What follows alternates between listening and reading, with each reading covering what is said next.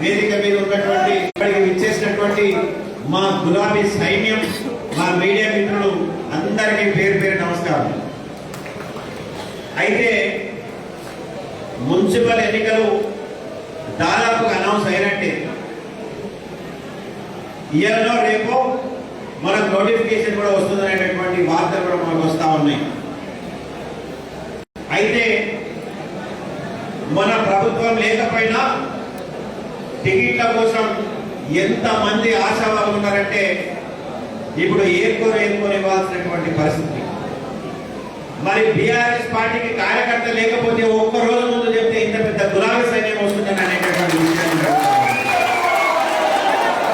వేరే పార్టీ వాళ్ళు గులాబీ సైన్యం మీద కన్నేసి అదే టీఆర్ఎస్ పార్టీలో నిజమైనటువంటి కార్యకర్తలు ఉన్నారని చెప్పేసి గాలం వేసి మా దగ్గర నుంచి లాక్కుంటున్నారంటే వాళ్ళ పార్టీ పరిస్థితిలో కూడా ఇక్కడ నుంచి మనం అంచనా వేయాల్సినటువంటి అవసరం ఉంది. మరి ఈరోజు బీఫామ్ ఇచ్చిన తర్వాత మీరందరూ రంగంలోకి పోతారు. రంగంలోకి పోయిన తర్వాత ఏం చెప్పుకోవాలి, ఏం చెప్పి మనం ఓటు అడగాలి. మన ప్రత్యర్థులు కాంగ్రెస్ పార్టీ కానీ బీజేపీ పార్టీ కానీ ఇతర పార్టీలు ఎవరు పోటీ చేసినా వాళ్ళు ఏం చెప్పుకుంటారో కూడా మనం ఇక్కడ నుంచి మనం డిస్కస్ చేయాల్సినటువంటి అవసరం ఉంది. మరి బీఆర్ఎస్ పార్టీ అభ్యర్థులు చెప్పుకోవడానికి చాలా ఉంది. ప్రతి డివిజన్లో 5,000 ఓట్లు ఉంటాయి. దాదాపు 3,000 నుంచి 3,500 మట్టుకు పోలైతాయి. మన దగ్గర మెజార్టీగా చూస్తే కాంగ్రెస్, టిఆర్ఎస్, బీజేపీ ఉంటాయి. మైనార్టీగా చూస్తే టిఆర్ఎస్, కాంగ్రెస్, ఎంఐఎం ఉంటుంది. అయితే టిఆర్ఎస్ ఇక్కడ కూడా కామనే, అక్కడ కూడా కామనే. ఎంఐఎం ఇక్కడ ఉండదు, బీజేపీ అక్కడ ఉండదు. మరి ఏ డివిజన్లో చూసినా 5,000 ఓట్లలో 3 నుంచి 3,500 ఓట్లు పోలైతే ప్రతి డివిజన్లో మెజార్టీ కానీ మైనార్టీ కానీ బీఆర్ఎస్ ఓటు బ్యాంకు కనీసం 1000 ఉంటాయని చెప్పేసి సందర్భంగా మీకు తెలియజేస్తాను. ఆ ఓటు బ్యాంకు కాంగ్రెస్ లేదు, ఆ ఓటు బ్యాంకు బీజేపీకి లేదు, ఎంఐఎంకి లేదు, ఎవరికి లేదు. కానీ బీఆర్ఎస్ ఉంది. ఎందుకంటే కేసీఆర్ గారు ఇచ్చినటువంటి పథకాలు, అది పింఛన్ కావచ్చు, కళ్యాణ లక్ష్మి కావచ్చు, షాదీ ముబారక్ కావచ్చు, కేసీఆర్ కిట్ కావచ్చు, ఇవన్నీ కూడా కేసీఆర్ గారు ఇచ్చినటువంటి పథకాలే. మరి ఈ పథకాలు ఆ లిస్టు తీసుకొని మన పోటీదారు ఎవరైతే మన అభ్యర్థి ఉన్నారో ఆ ఇంటింటికి పోయి మనం వాళ్ళ రిక్వెస్ట్ చేసినట్టయితే తప్పకుండా ఓటు మనకే వస్తుంది, వేరే పార్టీకి పోయే సమస్య లేదు. మళ్ళీ నిజామాబాద్ పట్టణ అభివృద్ధి గురించి మనం మొదలుపెట్టినట్టయితే నిజామాబాద్ లో నూతన కలెక్టరేట్ కట్టింది మనం, అది ఏ పార్టీకి హక్కు లేదు. ముమ్మాటికి బీఆర్ఎస్ ప్రభుత్వంలో నిజామాబాద్ కలెక్టరేట్ కట్టినాం.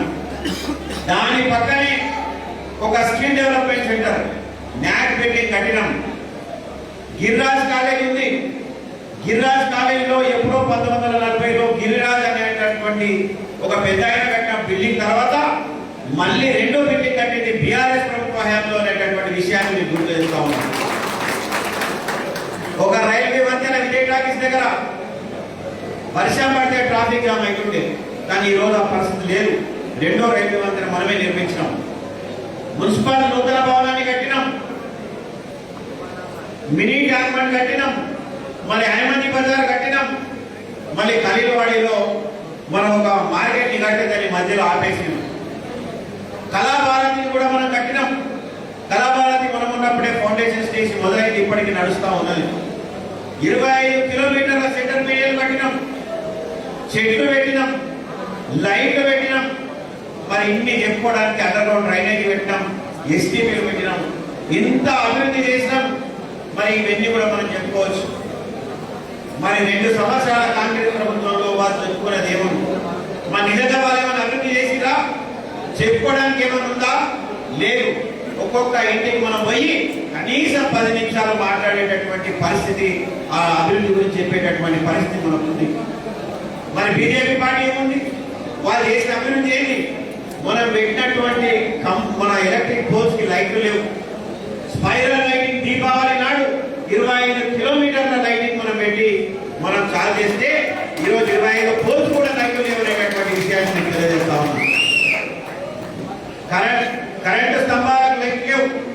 కొంతమంది కాలనీ వాళ్ళు మాకు వచ్చి చెప్తున్నారు, సార్ మేము ఇంటికి 100 రూపాయలు వేసుకొని మేము స్తంభాలకు లైట్లు పెట్టుకుంటున్నాం అని చెప్పేసి.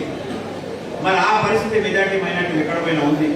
हमारा माइनॉरिटी भाइयों से गुजारिश है, आप लोग जब माइनॉरिटी एरिया में जाएंगे आपको बोलने की बहुत लंबा लिस्ट है।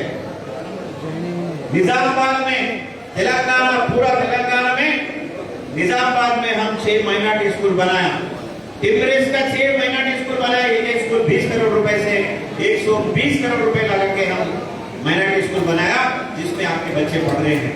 ये हम लोगों के सामने लेके जाना है। बाबर साहब पहाड़ी का ब्रिज स्कूल बनाया, बीआरएस गवर्नमेंट ने बनाया। गौशाला का रोड कौन बनाया? बीआरएस गवर्नमेंट ने बनाया।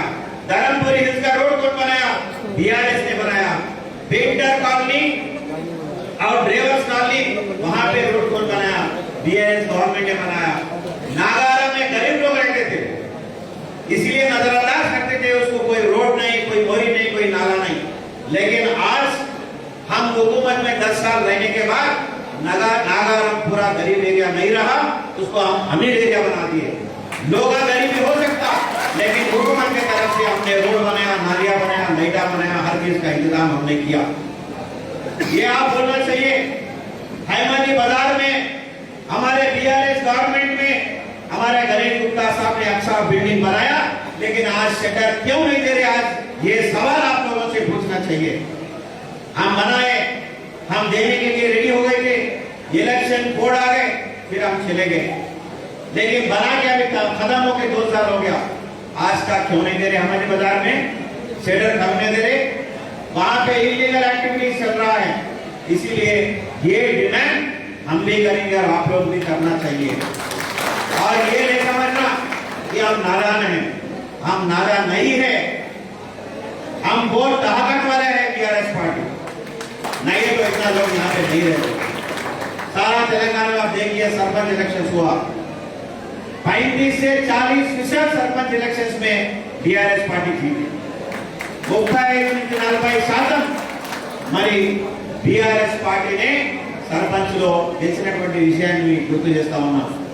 కాబట్టి మీరు బీ ఫామ్ తీసుకున్న తర్వాత సరే మేము సర్వే చేపిస్తాం, ఒక్కొక్క డివిజన్ లో 4, 5, 3 ఇంకా ఉన్నాయి పేర్లు. సర్వే చేపించిన తర్వాత అది ఒక కమిటీ ఉన్నది, దాంట్లో వీజీ గౌడ్ గారు ఉన్నారు, సురేష్ రెడ్డి గారు ఉన్నారు, ప్రశాంత్ రెడ్డి గారు ఉన్నారు, మా జీవన్ రెడ్డి గారు ఉన్నారు. అందరం కలిసి ఆ సర్వే రిపోర్ట్ ఆధారంగా బీఫామ్ ఇస్తాం. ఈ బీఫామ్ పట్టుకొని ప్రజలకు పోయి నేను చెప్పినటువంటి విషయాన్ని మీరు ప్రజల ముందు తీసుకోవాలి. అది పెన్షన్ కావచ్చు, మళ్ళీ ఒకసారి చెప్తున్నది పెన్షన్ కావచ్చు, షాదీ ముబారక్ కావచ్చు, కళ్యాణ లక్ష్మి కావచ్చు, కేసీఆర్ కిట్ కావచ్చు, మనం చేసినటువంటి అభివృద్ధి కావచ్చు.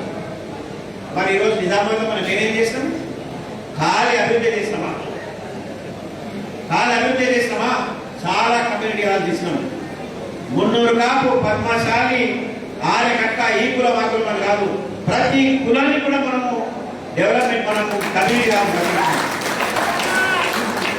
ఉమెన్స్ డే వస్తే 3 రోజుల పండుగ. రాజీవ్ గాంధీ ఆడిటోరియంలో మనం మహిళా సోదరులకు పట్టు చీరలు పెట్టి భోజనాలు పెట్టి సాపంచి భోజనం చేసినాం. కరోనా వస్తే డైలీ 2,500 మందికి మనం భోజనాలు పెట్టాం ఇక్కడ.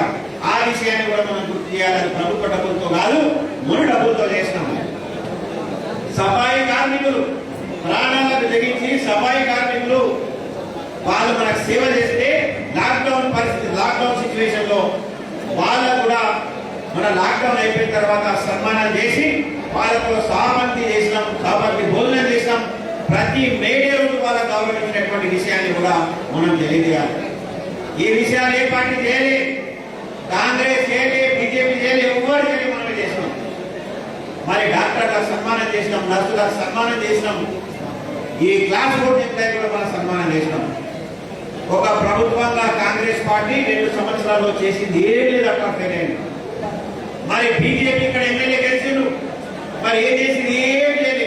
ఉన్న రైతు పోయినాయి, ఉన్న చెట్ట కూడా నీళ్ళు పోసినటువంటి పరిస్థితి లేదు. కాబట్టి డెఫినెట్ గా అడ్వాంటేజ్ మనకే ఉంది. మరి మీరు ప్రజల్లోకి పోయి ఈ విషయాలన్నీ చెప్పి మళ్ళీ మన నిజామాబాద్ మున్సిపల్ బిల్డింగ్ మీద గులాబీ జెండా ఎగిరే విధంగా మనం పనిచేయాలని చెప్పేసి మీ అందరి గురించి మాట్లాడడానికి ఇంకా కొంతమంది నాయకులు ఉన్నారు.